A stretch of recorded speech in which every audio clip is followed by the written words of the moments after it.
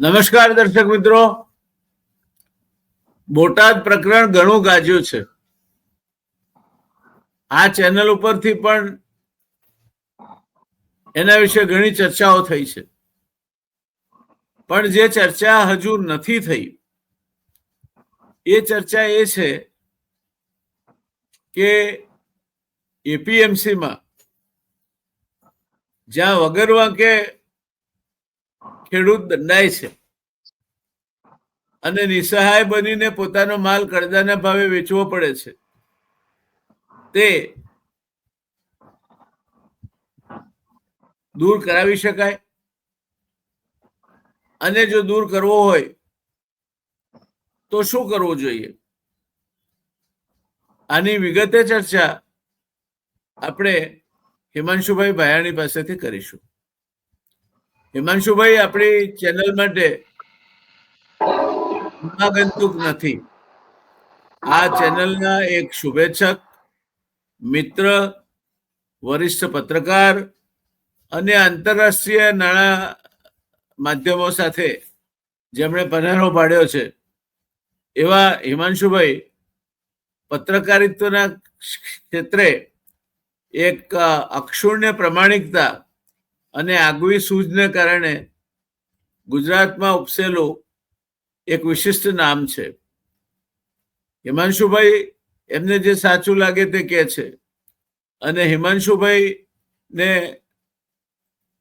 કોઈ પણ પ્રકારની લોભ લાલચ આપીને બદલી શકાતા નથી. એ છાપ ધરાવે છે. મોટરસાયકલ પર આજે પણ ફરે છે અને ઘટના સ્થળે પહોંચી જઈ અને એની ઊંડી સમજ મેળવવાની એમનામાં તાકાત છે. માથામાં સફેદ વાળ હવે વિપુલ પ્રમાણમાં દેખાય છે, પણ એ તડકામાં નથી થયા, અનુભવથી થયા છે. એટલે હિમાંશુભાઈ અનુભવ વૃદ્ધ પણ છે. એવા હિમાંશુભાઈને આપણે આ ચર્ચા માટે આજે મેળવી શક્યા છીએ એ માટે નો આનંદ વ્યક્ત કરું છું. હિમાંશુભાઈને આવકારું છું. હિમાંશુભાઈ, આપનું સ્વાગત છે અને રિયલ ડિબેટના આપ સૌ દર્શક મિત્રોને પણ આવકારું છું. હિમાંશુભાઈ, આ બોટાદ પ્રકરણ એટલું બધું ગાજ્યું અને એમાં કડદો એ જાણે કઈ કોઈક રાષ્ટ્રીય શબ્દ બની ગયો હોય ને એ રીતનો, જે ક્યાંય ચર્ચામાં નહોતો એમાંથી કડદાનો કડદો થઈ ગયો છે. એટલે અત્યારે લગભગ દરેક ચેનલ પર ક્યાંક ને ક્યાંક કડદો તો આવી જ ગયો છે. બોટાદ પણ આવી ગયો છે, આમ આદમી પાર્ટી પણ આવી ગઈ છે, રૂનો વેપલો પણ આવી ગયો છે, ખેડૂતોનું અહિત થાય છે તે પણ આવી ગયું છે, પોલીસ એટ્રોસિટીઝ પણ આવી ગઈ છે. આ બધા વચ્ચે આપણે કંઈક હકારાત્મક વિચારવું છે કે આ કડદો શું છે અને એપીએમસીમાં ખેડૂત લૂંટાય છે, એ માલની ગુણવત્તા ઓછી છે એમ ખરીદ્યા બાદ કહીને લૂંટાય છે, કડદો કરવામાં આવે છે અને ખેડૂતે ન છૂટકે પોતે મજબૂરીથી પોતાનો માલ એ કડદાના ભાવે વેચવો પડે છે. તો આ અંગે આપને શું કહેવું છે હિમાંશુભાઈ, અને એ કડદાને રોકવો હોય તો શું કરવું જોઈએ? Over to you. નમસ્કાર ધ રિયલ ડિબેટના દર્શકોને, આપને, આપની ટીમ, ચિરાગભાઈ ને સૌ કોઈને, જે કોઈ આ કાર્યક્રમ જોઈ રહ્યું છે. સાહેબ, આ કડદાને 4 લીટીમાં હું પેલા સમજાવી દઉં અને પછી આગળ આપણે આખી વાત કરીએ. કડદો એટલે આ લોકો શું કે છે કે કોઈ પણ ખેડૂતે કોઈ પણ પ્રકારની જણસ, અહીંયા કપાસની વાત છે, કે એનું જે સેમ્પલ આપ્યું હોય એ સેમ્પલ પ્રમાણે એક ખરીદ ફરોખ નક્કી થાય અને એમાં જે મિનિમમ સપોર્ટ પ્રાઇસ જે પણ કઈ નક્કી થયું એ પ્રમાણે કરવું પડે. બટ ઓબ્વિયસ, જેમાં તમે ઓલું નથી કરી શકતા કાંઈ, એટલે મિનિમમ સપોર્ટ પ્રાઇસ પ્રમાણે ટેકાના ભાવથી લેવું પડે. હવે જ્યારે એ નક્કી થયું અને પછી નક્કી થાય છે કે ભાઈ ડિલિવરી આપવાની છે, ખેડૂત જ્યારે એ ડિલિવરી લઈને જાય છે ત્યાં પછી ક્યારેક ટ્રેડર એમ કે સીધું જીને જ આવવા દો, અહીંયા યાર્ડમાં જગ્યા નથી, કે યાર્ડમાં જગ્યા છે કે જીનનો માણસ ની હાજર હોય, કે જે કાલે જનરલી જીનિંગ કમ્પાઉન્ડમાં જ જાય અથવા જ્યાં પ્રોસેસ થવાનું હોય ત્યાં જાય. એટલે જેવું એ ત્યાં જાય એટલે ઓલા લોકો એમ કે, એટલે અડધી ગાડી ખાલી થઈ ગયા પછી એમ કે ભાઈ સેમ્પલ આવ્યું તો એ પ્રમાણેનો માલ નથી, એટલે અમે તમને 1150 અથવા તો એ ઉતારી લે આખો ને પછી એમ કે ભાઈ આ તમે જુઓ, તમે સેમ્પલ મોકલું ને આ જુઓ, આમાં એમ કે ભેજનું પ્રમાણ વધારે છે, આ છે તે છે. એટલે આનું એમ કે ટૂંકમાં સેમ્પલ પ્રમાણેનું ન હોવાને કારણે કે આમાં ભેજનું પ્રમાણ વધારે છે કે બીજી જે કાંઈ એના પેરામીટર્સ હોય, સાયન્ટિફિક પેરામીટર્સ જે કાંઈ, એના પ્રમાણે આ મેચ નથી થતું. એટલે અમે બેઝિકલી આનો તમને 950 રૂપિયા, 200-300 રૂપિયા એ રીતના કપાત કરીને જે પણ કાંઈ પર યુનિટ, પર કેજી, પર ક્વિન્ટલ, 20 કિલો જે નક્કી થયું મળનું એ કાપવામાં આવે. ઓબ્વિયસલી જે માણસ આટલા કિલોમીટર દૂરથી લઈને આવ્યો હોય એને પાછું એ ડીઝલનો ને ખર્ચો કરીને પાછું લઈ જવું પોસાય નહીં. એટલે અહીંયા સમજવા જેવી વાત ઈ છે. જો ક્વોલિટી પેરામીટર વાળો માલ નથી તો ઈ રિજેક્ટ નથી થતો. ઈ રિજેક્ટ નથી થતો અને એમાં લિટરલી એના કોર પૈસા કાપી અને ઈ રીતના કરવામાં આવે છે ને એટલે ખેડૂતોમાં નારાજગી છે કે ભાઈ આ સમસ્યા એક પ્રકારે ક્યાંક એવી વ્યવસ્થા બની રહી છે કે જે આખો જે ઇન્ડસ્ટ્રીયલિસ્ટ એટલે જે જીનિંગના જે માલિકો, ઉદ્યોગપતિઓ કે વેપારીઓ કે જે પણ કાંઈ કહો કે ઇન્ટરમીડિયેટ મિડલમેન જે કમિશન એજન્ટ્સ કે દલાલીનું જે કામ કરતા હોય માર્કેટિંગ યાર્ડમાં, એ લોકો અમારા પૈસા ખાઈ જાય છે ને આમાં ભ્રષ્ટાચાર છે. અને બહુ સ્પષ્ટ છે, જો તમારો માલ ક્વોલિટી વાળો નથી તો રિજેક્ટ કરો, અડધોય ના ઉતારો. એમાંથી પેલા 5-25 સેમ્પલ લઈ લો ને કહી દો ભાઈ આ માલ ઉતારતો નહીં, કારણ કે આમાં મેચ થતું નથી. માલ અડધો ઉતારી લ્યો, આખો ઉતારી લ્યો, ઓલો બિચારો મજબૂર થઈ જાય ને પછી તમે એને ન છૂટકે તમે એને નિગોશિએટ કરવા ઉપર મજબૂર કરો અને પછી ઓલો પાછો માલ ચડાવવામાં કોઈ મદદ ન કરે એટલે એને પાછું લોડિંગ કરીને લઈ જાઓ. એટલે એના માટે જેને કહી શકો તમે કે એવી પરિસ્થિતિમાં મુકાઈ જાય છે કે નથી માલ નક્કી કરેલા ભાવે વેચી શકતો, એને ન છૂટકે ઓછા પૈસા લઈને જવું પડે છે અને નથી માલ પાછો માની લો કે એમ કે ભાઈ તો રિજેક્ટ કરો, તો એ રિજેક્ટ કરીને પાછું એને લોડિંગ માટે કોઈ મદદ નથી કરતું. એને લોડિંગના એટલા પૈસા એટલે ગણતરીઓ કરે તો એના ખિસ્સામાંથી જે યુનિટ નક્કી થયો એ પ્રમાણેના પૈસા કપાય છે. એટલે એ જાતું કરે છે કે ભાઈ કોણ પાછું લઈને જાય જે રોકડા રૂપિયા આવ્યા.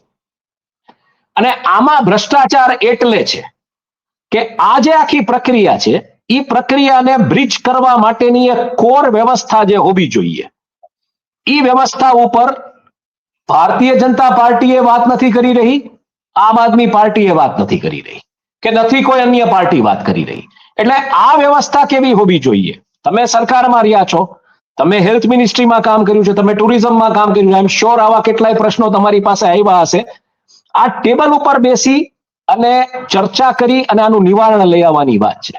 રાઘવજી પટેલ હવે રહેશે કેબિનેટ મિનિસ્ટર કે નહીં, એગ્રીકલ્ચરના મિનિસ્ટર હતા, રહેશે કે નહીં મને ખબર નથી, પણ રાઘવજીભાઈ પટેલ આ જસ જાતા લઈ શક્યા હોત જો એણે આ મુદ્દે ખેડૂતો સાથે, એપીએમસી સાથે, રાજ્યના જે સેક્રેટરીઓ છે એની સાથે, કોટન કોર્પોરેશન ઓફ ઇન્ડિયા અને ઉપર તો બહુ નામ બોલાય છે, પરસોત્તમભાઈ રૂપાલાને ફોન કરો એટલે બધું કરાવી દે, આમ કરી દે તેમ કરી દે, એને અથવા મનસુખભાઈ માંડવિયાને કહી સેન્ટ્રલ એગ્રીકલ્ચરમાંથી એક ટીમ ઉતારવાની જરૂર હતી. અને આવી જે એજન્સીસ છે એની સાથે આ નક્કી કરીને એનો એક વિકલ્પ કે એનો એક ઉપાય લઈ આવવાની જરૂર હતી કે ભાઈ આનું ટેસ્ટિંગ જે છે, જેમ તમારે વે બ્રિજ હોય એમ તમે માલ લઈ ત્યારે સેમ્પલ આપ્યું છે, માલ જ્યારે વે બ્રિજ ઉપરથી કાંટામાંથી પસાર થાય ત્યારે એના 5-25 સેમ્પલ કલેક્ટ કરી લ્યો, એમાંથી એનું સેમ્પલિંગ ઓરિજિનલ સેમ્પલ આરે મેચ કરો, એમાં 2-5% વેરિએશન તમે જે અલાઉ કરતા હો કરો, બાકી તો લઈ જવાનું છે. આ કાંઈ ન થયું.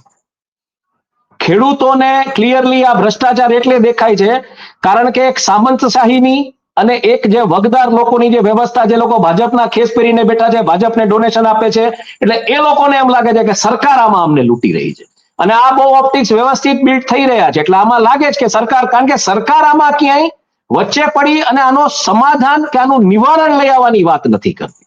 એટલે બાટ ઓબ્વિયસ છે, જે જગનો તાત છે, જે પોતાનું પેટ ચીરીને બધું કુદરતની નીચે બધું મૂકીને બેઠો છે આકાશમાં, એના તો એક રૂપિયો કપાય એટલે એને તો એનો પરસેવાની મહેનત છે. એટલે એક તો તમે એ માલ ઉતરતો હોય, અડધો ઉતરી જાય, આખો ઉતરી જાય, પછી તમે એ ખેલ કરો ને એ આખી વ્યવસ્થા કે જેમાં પછી ઈ પૈસાનું બધું ડોનેશન ને તમારા જર્મન ડોમ વાળા ટેન્ટ ને જર્મન ઓલા ટેન્ટ ને જર્મન ડોમ ને આ બધા મોટા ફંક્શનો થાય અને ખેડૂતોને કોઈ સાંભળનારું ન હોય તો ઓબ્વિયસલી ખેડૂતો એનો વિરોધ કરવા, જો કોઈને એમાં પ્રોત્સાહન આપે, કોઈ ખેડૂતોએ વાત કરી કે આવું થાય છે અને કોઈ પોલિટિકલ પાર્ટી આ સમજીને એ રીતના વિરોધ કરવા જાય છે તો ઓબ્વિયસલી એ થવાનું જ છે. અને એ જ્યારે થાય ત્યારે તમારા ને મારા ટેક્સના પૈસે 5 રૂપિયાના બિસ્કીટના પેકેટ ઉપર જે જીએસટી તમે ને હું ભરીએ છીએ, જેનાથી આ પોલીસ ખાતાનો પગાર થાય છે કે સરકારી કર્મચારીઓ જે સરકારી ચોપડે જેના તમામના પગાર થાય છે ટેક્સના પૈસેથી, ઈ આપણને હણે, આંદોલનકારીઓને મારે, આંદોલન કરવાની કોઈને છૂટ નહીં. અને આમાં પરિસ્થિતિ એટલે વણસી કે ગાંધીનગરમાં જે આંદોલન કરવા જાય છે નોકરી માંગવા માટે, એના પ્રાઇવેટ પાર્ટ ઉપર તમે ચીટિયા ભરો છો, વિખોડિયા ભરો છો, એ ક્યાંય બિચારા દેખાડી ન શકે અને એમાં કાંઈ લોકો સહન કરે અને બીજું કાંઈ ન થાય. અહીંયા એક એવો વર્ગ હતો કે જેને ખોવાનું કાંઈ નહોતું, એટલે એને લડી લીધું. એટલે આપણે હિંસાને પ્રોત્સાહન નથી આપતા. આપણે જે હિંસા થઈ છે, પોલીસની જીપ ઊંધી વાળી દીધી, પોલીસ ઉપર જે હુમલા થયા, એને આપણે એન્ડોર્સ નથી કરતા. પણ પોલીસે ઈ ખેડૂતોને, જે વિડીયો મેં જોયા, ખેડૂતોને જે રીતના પકડીને અંદર નાખતા હતા, જાણે કોઈ સત્તારૂઢ પાર્ટીની પ્રાઇવેટ આર્મી કામ કરતી હોય એવી રીતના કામ કરતા હતા. તો ઓબ્વિયસલી આ તમારી ને મારી હારે આ થાય. તમે આઈ એમ શ્યોર તમે જે પાર્ટીમાં એક જમાનામાં હતા, તો નવનિર્માણ આંદોલન કઈ સમજી લેજો, લોહી કે રક્ત વહેવા વગર તો થયું નથી. અને નવનિર્માણ આંદોલન છે એમાં તો બસો સળગી હતી, વિદ્યાર્થીઓએ ગોળીઓ ખાધી હતી, બધાએ ગોળીઓ ખાધી હતી, સરકાર આખી ઉથલી ગઈ. તો કાવતરું તો ઈ હતું. આ ક્યાંથી કાવતરું થયું? અને કાવતરાનું સ્વરૂપ આપી દેવાનું.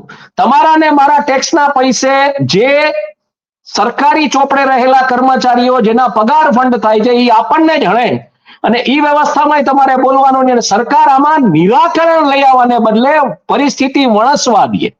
નોટ ઓનલી ધેટ, આમ આદમી પાર્ટી પણ આ પરિસ્થિતિ વણસવા દે. એટલે આમ આદમી પાર્ટી પાસે એવા નેતાઓ નથી ને કે જે આ મુદ્દે સરકાર સાથે બેસી અને સરકારની સાથે ચર્ચાઓ કરે અને પ્રેશર બિલ્ડ કરે કે ભાઈ તમે ગમે એમ કરીને આ ક્વોલિટીનો જે પ્રોબ્લેમ છે એ સોલ્વ કરવા માટે આવી રીતના એક લેબ એસ્ટાબ્લિશ કરો. એમને આંદોલન કરવું છે પણ ઉકેલ નથી જોઈતો. ઉકેલ નથી લઈ આવો. અને પાછી પરિસ્થિતિ એ થઈ કે બધા નેતાઓ પકડાઈ ગયા, બધા નેતાઓ ડિટેન થઈને પોલીસ સ્ટેશનમાં ચા પાણી પીતા હતા અને અહીંયા પ્રજા હેરાન થતી હતી. તો આ પરિસ્થિતિ કેવી? અને હું એમ કહું છું આમાં સોલ્યુશન એટલે લઈ આવવાની જરૂર છે કે તમામ I have been a commodity reporter, એટલે કોઈ જેને મારા કમોડિટી રિપોર્ટ્સ ઉપરની સ્ટડી કરવી હોય, એગ્રીકલ્ચર કમોડિટી રિપોર્ટ્સ ઉપરની, તો મેં બિઝનેસ સ્ટાન્ડર્ડમાં આખા મારા આર્ટિકલ્સ છે, બ્લુમબર્ગ ઉપર આખી એક ફૂડ લિંક આપતો હતો, એગ્રીકલ્ચર સેક્ટરની આખી કમોડિટીનું રિપોર્ટિંગ કરતો હતો. આ પરિસ્થિતિ અનેક જણસોમાં છે. જ્યારે માલ જાય એક પર્ટિક્યુલર એરિયામાંથી બીજા એરિયામાં, માની લો કે ખેતરમાંથી ગયો ઈ માર્કેટિંગ યાર્ડમાં ને માર્કેટિંગ યાર્ડમાંથી ફેક્ટરીમાં પ્રોસેસ થવા માટે ગયો, તો ઈ પરિસ્થિતિમાં આખી ઈ જે ચેઇન છે એમાં એટમોસ્ફિયરિક કન્ડિશન્સ, સાહેબ આપ હા, એટલે એટમોસ્ફિયરિક કન્ડિશન્સ, હવામાનની પરિસ્થિતિ. અને તમારે સાહેબ સમજવું પડે, આમાં આખું ડાયનામિક સમજવાની જરૂર છે કે તમારું વર્ષા ઋતુ પછી ખરીફનો જે પાક છે એ પાક આવે જનરલી શિયાળાની ઋતુમાં. બરાબર છે? શિયાળાની ઋતુમાં એની લણણી શરૂ થાય, એટલે અત્યારથી લણણી શરૂ થાય, એટલે અત્યારે ઓલમોસ્ટ ઠંડી વાળું વાતાવરણ છે. બરોબર. હવે ઠંડી હોય ત્યારે તમે જો સવારના વહેલા ક્યાંય ટ્રાવેલ કરતા હો અંતરિયાળ વિસ્તારોમાં, તો તમને જોવા મળે કે વલ ને ઝાકળની આખી ચાદરો હોય. અને હું એટલે કહી શકું છું કે તમે જે સ્ટાર્ટિંગમાં કીધું ને કે મોટરસાયકલ લઈને ફરું છું, મોટરસાયકલ લઈને ફરું છું એટલે કહી શકું છું કે રસ્તામાં આજુબાજુ એવી ઠંડક હોય કે તમારે 10-50 કિલોમીટરે ચા પીવા ઉભું રહેવું પડે જો તમે કઈ ગરમ ન પહેર્યું તો. મારું તો બાઇકિંગ જેકેટ હોય એટલે મને વાંધો ન આવે, પણ છતાંય ઉભું રહેવું પડે, હાથ ચડી જાય તમારા, વલ પડતી હોય, ક્લેરિટી હોય ને ઈ વલની ચાદરો હોય જે જણસો માની લો ખેતરોમાં કે ક્યાંય પડી છે, તો એમાં બટ ઓબ્વિયસલી ભેજનો પ્રમાણ આવવાનો જ છે, એમાં શંકાને કોઈ સ્થાન નથી. અચ્છા, ઈ ભેજને કેમ તમારે મિનિમાઇઝ કરવી કે એને કેમ તમારે ઓલી કરવી કે એને પ્રોસેસ ડ્રાઈવમાં કેમ લઈ જવા, એના માટે જીનરો સાથે બેસીને વ્યવસ્થાઓ કરવાની હોય, ઇન્ડસ્ટ્રીઝ ડિપાર્ટમેન્ટ એની ગાઈડલાઇન્સ બહાર પાડવાની હોય, નહીં કે આવા ફોલ્ટ કાઢી અને આમાં કડદો કરી અને જે આંકડાઓ આવ્યા છે 100-200 કરોડના ઈ કરવું. આ દરેક એપીએમસી માં થઈ રહ્યું છે અને આના માટે ખેડૂતોને જ્ઞાન આપવામાં નથી આવતું. બિલકુલ સાચી વાત છે. અને તમે સાહેબ હું તમને શું કરવા કહી શકું છું એનું બીજું કારણ છે. એઝ અ કમોડિટી રિપોર્ટર મેં જીરું પછી આ તમામ કમોડિટીઝ રિપોર્ટ કરી. જીરામાં આ પરિસ્થિતિ છે. જીરું છે એ જીરું બેઝિકલી આમ જોવા જાવ તો જેટલું જૂનું એનો ભાવ વધારે આવે, પણ જ્યારે જીરું આમ ગંજ તરીકે ખડકવામાં આવ્યું હોય કોથળામાં, ત્યારે નીચે જીરામાં લુરખીઓ બાજી જાય, એટલે એક પ્રકારની ફંગસ જેવી ઓલા સાથે આખી લુરખીઓ બાજી જાય ને ઈ તમારે વેસ્ટમાં જાય, એટલે ઈ વેસ્ટ કન્સિડર કરવા. આ જ વસ્તુ મગફળીમાં છે. મગફળી જે છે એ યુકેમાં, યુરોપમાં, આ બધા કન્ટ્રીઝમાં, EUSમાં અંડર 4 નું જે એફ્લાટોક્સિન લેવલ હોય 0 to 4 નું, તો it is made four human consumption. જો એ 4 to 12 નો હોય તો it is made four bird consumption. આપણે જે અહીંયા ખાઈએ છીએ 4 થી 12 અબાઉ 12 છે, એટલે આપણે તો બર્ડ કન્ઝમ્પશન થી ઉપરનો માલ ખાઈએ છીએ. એટલે આ બધા ક્વોલિટી પેરામીટર સ્ટ્રિંજન્ટ કરવાની જવાબદારી સરકારી એજન્સીઓની છે, જેને એક બ્રિજ તરીકે કામ કરવું જોઈએ.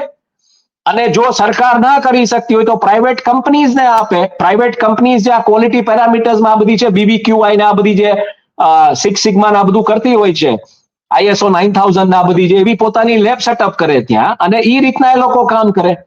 પણ આ થતું નથી. તમારે દરેક APMC માં કદાચ આ જણસો પ્રોસેસ કરવા માટેની લેબ અને એનો વજન કાંટો સાથે તમે કનેક્ટ કરો અને એટલું તમે ઇન્ફ્રા કનેક્ટ કરીને રાખો, તો આ પ્રશ્ન સોલ્વ થાય. અને આ હું એમ કહું છું કે ગુજરાતમાં દરેક APMC માં કદાચ તમે આ આખું સ્ટ્રક્ચર ઊભું કરો ને, તો 10 કરોડ રૂપિયામાં આખું સ્ટ્રક્ચર ઊભું થઈ જાય. લેબના ઇક્વિપમેન્ટ સાથે હું જુદું કહું છું, એક બિલ્ડિંગનું સ્ટ્રક્ચર 10 કરોડનું, બીજું ઇક્વિપમેન્ટનો ને એ ખર્ચ જે કાંઈ હોય એ તમે લઈ આવો ને માની લો કે 100 કરોડની આખી સ્ટેટ ઓફ ધ આર્ટ વ્યવસ્થા થઈ, જેમાં PPP મોડલ ઉપર લઈ જાઓ. જે લેબ કંપની છે એને ધંધો મળવાનો છે, કારણ કે દરેક રિપોર્ટ ઉપર પૈસા લેવાની છે. APMC એમાં ભાગીદારી આપે અને ત્યાંની જે કોઈ જે સ્વાયત્ત સંસ્થા હોય એ એનો પાર્ટ બને. બરાબર છે? એટલે APMC આવી ગઈ, સ્વાયત્ત સંસ્થા આવી ગઈ, અને એક લેબનો જે ઓપરેટર જે મોટામાં મોટો છે એ આવી ગયો. અને આ બધું સરસ રીતે મેનેજ થઈ શકે એમ છે.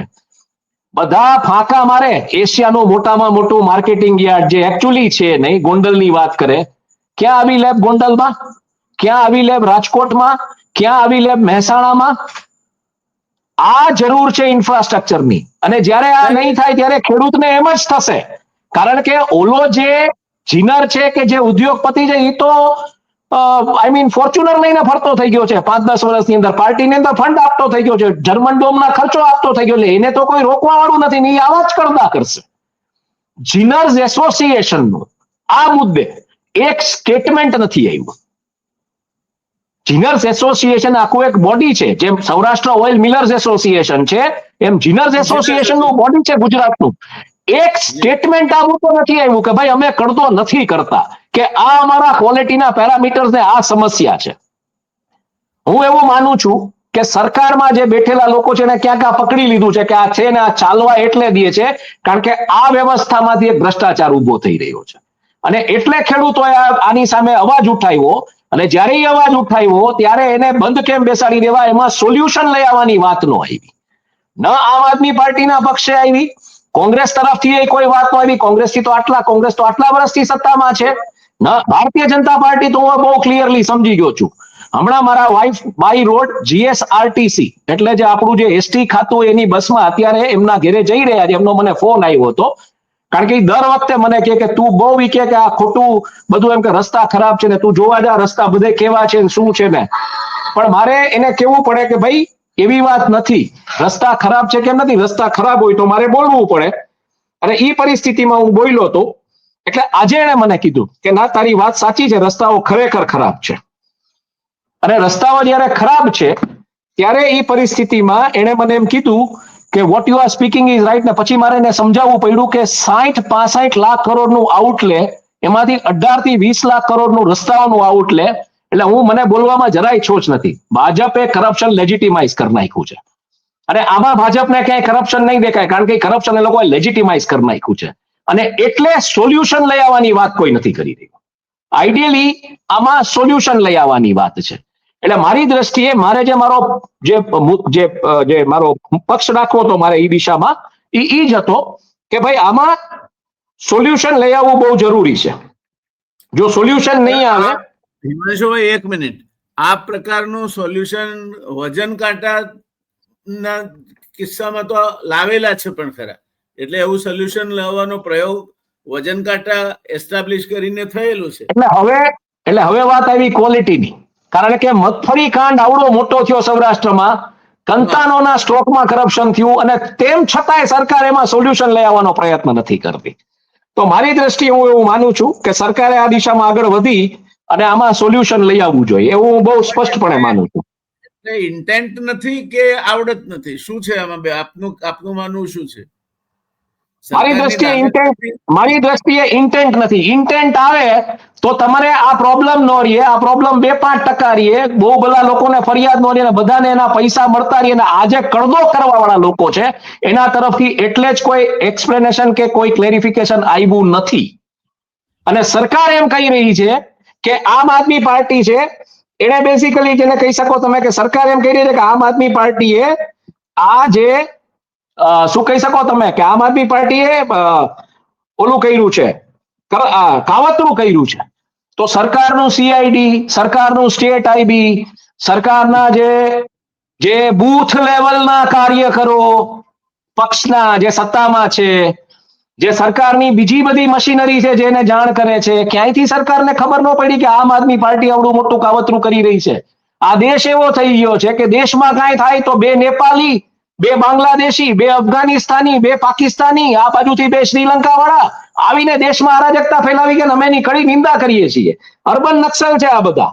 આવી વાત આવે અને અહીંયા એક આવડું મોટું કાવતરું થઈ રહ્યું હતું. જો આમ આદમી પાર્ટી કરી રહી હતી તો અરવિંદ કેજરીવાલને પકડી આવો, કારણ કે તમે તો નિયમ લઈ આવ્યા છો કે જેલમાં ઘાલી દેશું કોઈ આવું દેશ વિરોધી કે રાષ્ટ્ર વિરોધી કઈ કાવતરું કરશે તો તમે કેમ ઈ નથી કરતા? ઇટ મીન્સ કે તમે આગામી ચૂંટણીને ધ્યાનમાં લઈ આમ આદમી પાર્ટીને હેન્ડ્સ ઇન ગ્લવ્સ બનાવી પાછો ઈ જ સિનારીઓ બિલ્ટઅપ કરવા માંગો છો જે તમે 2022માં કર્યો હતો કે ભાઈ આમ આદમી પાર્ટી ને પછી આમ આદમી પાર્ટીના પ્રવક્તાઓ સાથે તમે ચર્ચામાં ક્યાંય નથી બેસતા અને આખી વાત પૂરી કરી નાખો છો. અને આ કયા પ્રકારની વ્યવસ્થા છે? 5 કે 6 મંત્રીઓ બદલવાના છે, એમાં આવડા મોટા ફંક્શન, અને અહીંયા જે પોતાનો 200 રૂપિયાનો હિસ્સો માંગી રહ્યા છે, જે જીએસટી ભરે છે, બધું કરે છે, એને કોઈ જાતની સહુલિયત નહીં, એને કોઈ જાતની વ્યવસ્થાઓ નહીં. તો આ કઈ દિશામાં જઈ રહ્યું છે? અને જે પત્રકારો આ કેબિનેટ મિનિસ્ટ્રી બદલવાના ફંક્શનને બહુ આમ ઉપલા તરીકે ઉપજાવી રહ્યા છે ને આના વિશે વાત નથી કરતા ને, એવું બહુ સ્પષ્ટ પત્રકારી તંત્રીઓ વેચાયેલા છે, ભ્રષ્ટ છે. કેમ એ લોકો ખેડૂતોની યાતના એને નથી દેખાતી? કેમ એ લોકોને એ નથી દેખાતું કે પોલીસે કેવી રીતના માર્યા બધાને? પોલીસને શું મારવાનો અધિકાર છે? ડિટેન કરવાનો ચોક્કસ અધિકાર છે પોલીસને, એનો કાયદાકીય અધિકાર છે, પણ ફિઝિકલ અબ્યુઝનો પોલીસને ક્યારથી અધિકાર મળ્યો? અને એના મુદ્દે કોઈ વાત નથી કરી રહ્યું. આખા ઓપ્ટિક્સ અને આઈબોલ્સ આખા જુદા થઈ રહ્યા છે અત્યારે. કે બહુ મોટું ફંક્શન મહાત્મા મંદિરમાં કેન્દ્રમાંથી નેતા આવી રહ્યા છે. કેબિનેટમાં 5 જણા બદલવાથી ગુજરાતની પરિસ્થિતિ નહીં બદલાય. તમે કયો ત્યાં હું લખી દઉં, એમાં પાછા અમુક એવું વાયરલ કરે કે 2 સ્ત્રીઓને સ્થાન આપવામાં આવશે ને આને સ્થાન આપવામાં આવશે, જ્ઞાતિગતને. જ્ઞાતિઓમાં સામંતશાહીની વ્યવસ્થા આવી ગઈ છે. જ્ઞાતિઓમાં સ્થાન આપશો ઈ પાછલી બેચમાં બીજા એના 15 જણા હતા જે લોકો ફોર્ચ્યુનર ને એવી ગાડીઓ એન્ડાવર ને લઈને ફરતા થઈ ગયા, મોટી ડિફેન્ડર ને એવી. અત્યારે જેને સ્થાન આપશો એના 15 આસપાસના થઈ જાય, ઈ બાકીના 90% ને કંટ્રોલ કરશે, 85-80%. અને આમાં બીજું એક ઇન્ડિકેશન એ બહુ મોટું છે. આ સોલ્વ શું કામ નથી થતું એ મને સમજાઈ ગયું છે. કારણ કે ભારતીય જનતા પાર્ટી હંમેશા એમ કહે છે કે અમારી વોટ બેંક અર્બન છે, અમારી બધી જે સીટો છે એ અર્બનમાં છે. એટલે તમે આમાં ક્યાંક, હું ફરીને કહું છું, બહુ જોઈ વિચારીને સ્ટેટમેન્ટ આપું છું ને આમાં સમજવું પડશે પોલિટિકલ ઇક્વેશન આખું. આ જઈ રહ્યું છે જે હંમેશા આપણે જયનારાયણભાઈ વાત કરીએ છીએ ઇનઇક્વાલિટી ઓફ ઇન્કમ તરફ, અને આ જઈ રહ્યું છે અર્બન વર્સિસ રૂરલની આખી લડાઈ તરફ. કાલ સવારે ગામડાવાળો આવીને જો પોતાના ધરણા કે કાંઈ કરશે, જેમ ગાંધીનગરમાં નોકરી માટે કરે છે, તો એ લોકોને કદાચ અર્બન નક્સલ, રૂરલ નક્સલ કે ખાલિસ્તાની આવું જ કહેવામાં આવશે. એટલે એ લોકોની વાતને કોઈ સાંભળવા વાળો વર્ગ જ નહીં હોય. અને ત્યારે જે પરિસ્થિતિઓ સર્જાશે એ બહુ ખતરનાક હશે. અને ઈ સોશિયલ એન્જિનિયરિંગ ભારતીય જનતા પાર્ટીએ કરી નાખ્યું છે. જે ઇનઇક્વાલિટીની વાત આવે છે ને ઓક્સફાર્મના રિપોર્ટમાં, દર દાવોસના સમિટમાં ને વર્લ્ડ ઇકોનોમિક ફોરમમાં, ઈ જ ફોર્મ્યુલા લઈ જ્ઞાતિઓમાં સામંતશાહી લઈ આવી, જ્ઞાતિઓની વોટ બેંકનો ઉપયોગ કરી અને ગોઠવાઈ જવું, અને પછી ઈ જ્ઞાતિને સાઇડલાઇન કરી દેવી, નહીં 15 જણા કંટ્રોલ કરે આખી જ્ઞાતિને, એને હવાલો સોંપી દેવો. એટલે આખી આ વ્યવસ્થા અર્બન વર્સિસ રૂરલની જે આખી આ વ્યવસ્થા છે એ વ્યવસ્થાને ક્યાંક એવી રીતના આઉટસોર્સ કરી દેવામાં આવી છે કે તમને નેતા શેના માટે બનાવ્યા છે? તમે તમારા 5% 15% મળતિયાઓને સાથે રાખો અને બાકીના 85-90% કંટ્રોલ કરો. આ વ્યવસ્થા થઈ ગઈ છે અને હું બહુ જવાબદારીપૂર્વક કહી રહ્યો છું, કારણ કે જ્ઞાતિઓમાં બધી જગ્યાએ બધાને સારું નથી થતું અને એ ન જ થાય, બટ ઓબ્વિયસ છે. પણ જ્યારે કોઈ એનો વિરોધ કરે છે કે એની વિરુદ્ધમાં સૂર ઉભો કરે છે તો એને ક્યાં ફિટ કરવો કાયદાકીય રીતે, એને ક્યાં બંધ બેસાડી દેવો, આ વ્યવસ્થાઓ થઈ રહી છે દર્શક અને મિત્રો, આ બહુ ભયાનક છે. Thank you. ટૂંકમાં હિમાંશુભાઈએ કહ્યું તે કે જો દાનત હોય તો બરકત આવે. દાનત નથી. દાનત હોય તો લેબોરેટરી એસ્ટાબ્લિશ કરવાની છે અને દરેક એપીએમસી ગરીબ તો છે નહીં. મોટાભાગના એપીએમસી નફો કરતી એપીએમસી છે.